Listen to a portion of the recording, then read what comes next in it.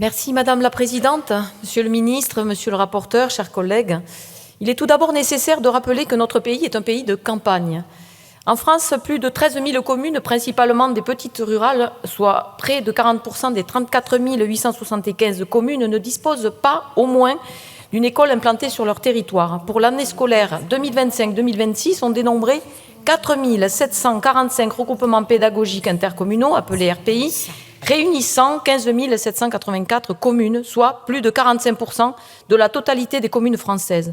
Le maintien d'un équilibre au sein de nos territoires est une question trop sérieuse et de cet équilibre dépend aussi de la survivance de nos métiers, dont celui d'agriculteur, alors que celui-ci est en proie à des pressions de toutes parts. Ce texte nous rappelle qu'en France, un regroupement d'élèves s'impose dans le cas de communes distantes dès lors que l'une d'entre elles compte régulièrement moins de 15 élèves. Or, on apprend par une étude d'Eurostat de 2022 que 2 pays permettent aux enseignants de primaire de travailler avec des effectifs particulièrement réduits. La Grèce, 7,9 enfants par instituteur en moyenne, suivi du Luxembourg avec 8 élèves en moyenne. Par l'intermédiaire de ce texte, aujourd'hui, il me semble nécessaire de questionner nos effectifs moyens par classe dans l'élémentaire et pour quelles raisons imposer le regroupement d'une classe avec moins de 15 élèves et donc sa fermeture. À l'autre bout de la chaîne, les 2 derniers pays avec le plus d'élèves par classe, nous retrouvons la Roumanie, 18,5 élèves, et la France, 18,2 élèves.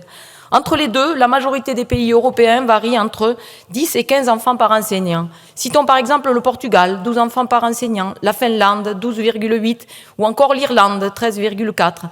Alors, il est bon ton, aujourd'hui, de s'interroger sur notre nombre élevé d'élèves par classe. Selon une étude quantitative de grande envergure menée par l'université d'Harvard, la réduction des effectifs d'élèves par enseignant s'accompagne d'une amélioration du niveau scolaire des élèves. Peut-être faut-il commencer par là, pour que la France cesse d'être au dernier rang également dans le cadre des évaluations dites PISA de l'OCDE.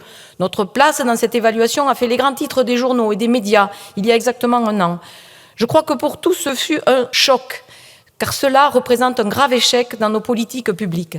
Année après année, la France figure parmi les pays où l'écart entre élèves d'origine très favorisée et très défavorisée est le plus grand. La mauvaise position de la France s'explique par un grand nombre de facteurs qui sont connus et en premier lieu, un faible taux d'encadrement des élèves. Avec des effectifs moins chargés, les enseignants peuvent ainsi mieux ajuster leur méthode pédagogique, par exemple en prenant plus de temps pour chaque élève, souligne l'OCDE. À la France insoumise, nous sommes également attachés à réduire les temps de transport scolaire, notamment en zone rurale, en fixant pour objectif de le limiter à 15 minutes maximum pour chaque élève. Une étude présentée en janvier 2026 par l'Association nationale pour les transports éducatifs de l'enseignement public met en avant l'ampleur des journées vécues par les élèves en raison des temps de transport qu'ils subissent, avec des durées maximales pouvant atteindre 73 minutes quotidiennes pour certains lycéens. Ces temps de transport affectent particulièrement les élèves inscrits en territoire rural. En effet, selon une étude de l'INSEE de janvier 2022, les élèves en milieu rural sont plus souvent scolarisés hors de leur commune de résidence.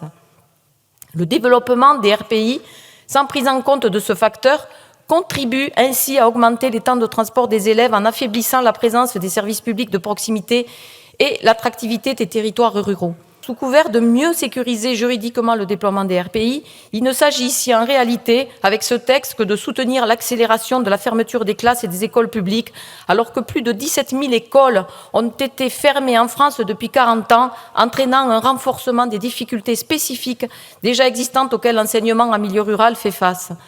À noter que nous découvrons depuis 15 jours les fermetures de classes qui affecteront nos communes à la rentrée prochaine. Sur les Hautes-Pyrénées, des classes ferment tous les ans et pour la rentrée 2026, ce sont 10 classes qui vont fermer. Le gouvernement a attendu le second tour des municipales pour annoncer les nouvelles cartes scolaires comme si cela pouvait avoir un impact sur notre score. Les électeurs ne les ont pas attendus pour sanctionner les listes d'Ensemble pour la République. On l'a vu, la logique même du système éducatif français nourrit les inégalités dans une grande indifférence politique. Et ce texte n'améliorera ni le taux d'encadrement des élèves, ni le score au palmarès PISA. À la prochaine évaluation PISA, en septembre, à force de fermer des classes, voire d'écoles partout en France pour mieux regrouper les élèves avec des effectifs surchargés et en augmentant leur temps de trajet, nous présenterons sans aucun doute les mêmes inégalités territoriales et sociales.